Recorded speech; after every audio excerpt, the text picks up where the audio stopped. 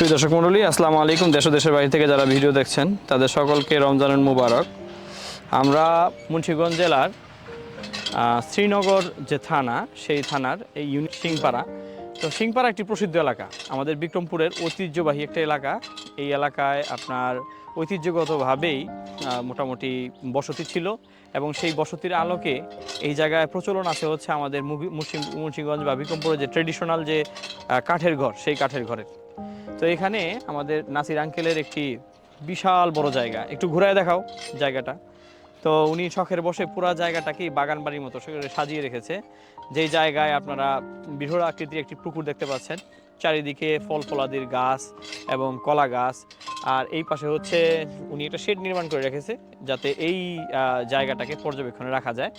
এবং এই পুকুরটি খুব সুন্দরভাবে, যে সমস্ত পুকুরগুলো সাধারণত অপরিচ্ছন্ন থাকে, এই পুকুরটার দিকে একটু খেয়াল করেন, নিচের দিকে একটু দেখাও, যে মাছগুলো যে মানে ঘুরে ফিরে আছে, আমরা দেখলাম, খুব সুন্দর লাগে, একেবারে স্বচ্ছ পানির ভিতরে ঘুরেফেরা করতেছে। তো আঙ্কেলের আশা যে আঙ্কেল এই জায়গায় একটা বাড়ি করবেন, ঠিক না?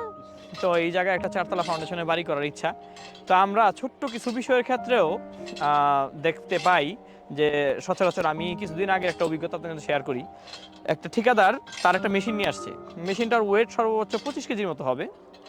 তো উনি ওইটা বিল্ডিংয়ের সামনের যে জায়গাটা আছে ওখানে রাখতে নারাজ। তো কি কারণে নারাজ? যে ওই জায়গার মাটিটা নরম। তো উনি বলতেছে মালিককে যে আপনি একটু ইট দিয়ে এই জায়গাটা একটু করে ওইখানে মেশিনটা রাখি, অথবা কাঠ দিয়ে দেন।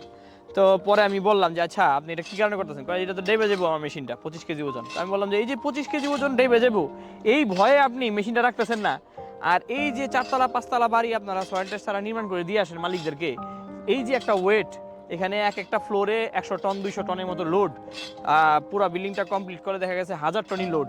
তো এই লোডটা মালিক কোন জায়গায় রাখবে সেটা না জেনে না বুঝা মালিকরা আপনারা দিয়ে আসেন, এটা তো মালিক ক্ষতিগ্রস্ত হয়।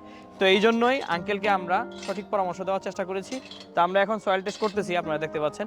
তো সয়েল টেস্টের পরে আঙ্কেল যে বিল্ডিংটা করতে যাচ্ছে 4 তলা বাড়ি, সেই বাড়ির যে ফাউন্ডেশনটা কি হবে সেটা কিন্তু আঙ্কেল জানতে পারবে।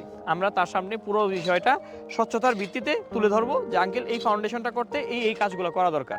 সেই ক্ষেত্রে শ্যালো ফাউন্ডেশন আসতে পারে, ডিপ ফাউন্ডেশন আসতে পারে।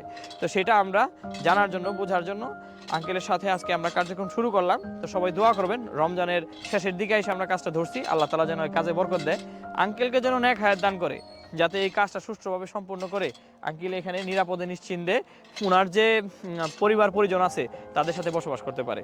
তো একটা জিনিসই খেয়াল রাখবেন, আপনার স্বাদের বাড়ি, স্বপ্নের বাড়ি যেন কোনো কারণে লোড ফেলের কারণে ডেবে না যায়, ফেটে না যায়। সেই বাড়িটিতে আপনার আর্থিক যে বিষয়গুলো থাকে সেটার পাশাপাশি গুরুত্বপূর্ণ বিষয় থাকে নিরাপত্তা। আপনি যদি সেই ছাদের নিচে নিরাপদে বসবাস না করতে পারেন, তাহলে সেই বিল্ডিংয়ের কোনো মূল্য নাই।